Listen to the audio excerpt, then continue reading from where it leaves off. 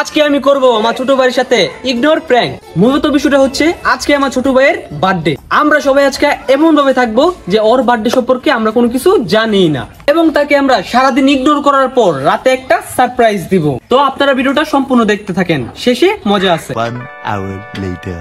তো গাইস, এখন আমার ছোট ভাইয়ের স্কুল থেকে আসার সময় হয়ে গেছে, তাই আমি ওর জন্য বাইরে বসে এখন ওয়েট করতেছি। ওয়েট করতে করতে এক পর্যায়ে দেখি আমার ছোট ভাই আইসা পড়ছে, আর আমাকে সে বাইরে বসতে দেখা অবশ্যই সে আমার কাছে আসবে। ভাই ভিডিও মারতেছ? সর, সব সময় আগে গুতাগুতি করস। মা কিসে তোমার?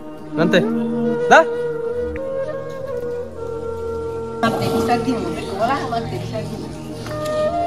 ভালো হয়েছে, গিয়ে দেখে বিচার দেখিয়ে দা। তো গাইস, আজ পর্যন্ত কোনোদিনই আমার ছোট ভাইয়ের সাথে আমি এত খারাপ ব্যবহার করি নাই। কি করার আছে, চ্যালেঞ্জ যখন নিছি পূরণ তো করতেই হবে। Night time. তো গাইস, আমরা এখন সবাই মিলে ঘর সাজানো শুরু করি। আমি এইদিকে একটা একটা করে বেলুন খোলা শুরু করি। এই বেলুন খুলতে খুলতে আমার ছোটবেলার কথা মনে হয়ে গেছে। ছোটবেলা কতই না এই বেলুন দিয়ে খেলা করতাম। হয়তো সময়টা বদলে গেছে আর আমরাও বড় হয়ে গেছি, কিন্তু দিনগুলো এখনো স্মৃতি হয়ে আছে। কথা বলতে বলতে আমি একটা বেলুন ফুলাইতে নিছি। কি আর ফুলামু, ফুলাইতে যাইয়া ঠাস করে আমার বেলুনটা ফাইটা গেছে। আমাদের সবার বেলুন ফুলানো কমপ্লিট। একসাথে এতগুলো বেলুন দেখে আমার অনেক ভালো লাগতেছে। এরপর আমরা সবাই ঘরের আনাচে কানাচে বেলুন লাগানো শুরু করি। এর একটু পর আমাদের বেলুন লাগানোর কাজ শেষ হয়। এখন ঘরটা দেখতে অনেক সুন্দর লাগতেছে।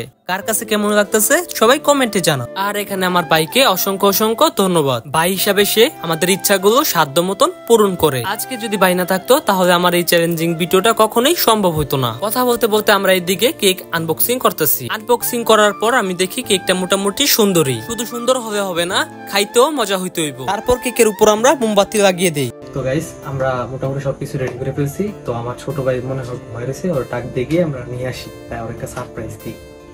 সবকিছু রেডি করতে করতে একটু রাতি হয়ে যায়। তারপর ছোট ভাইকে রেডি করে তার চোখে হাত দিয়ে এই ঘরে নিয়ে আসি। ভাই আমার বাটা কত মনে আছে? সারাদিন ছোট ভাইকে এত ইগনোর করার পর তাকে যখন ছোট একটা সারপ্রাইজ দেই, সে তো সারাদিনের অবহেলা বলে অনেক খুশি হয়ে যায়, যেটা টাকা দিয়েও কিনে আনা সম্ভব নয়। তারপর সবাই মিলে কেক কাটার জন্য প্রস্তুতি নিতেছে এবং মোমবাতিতে বড় ভাই আগুন দিতেছে।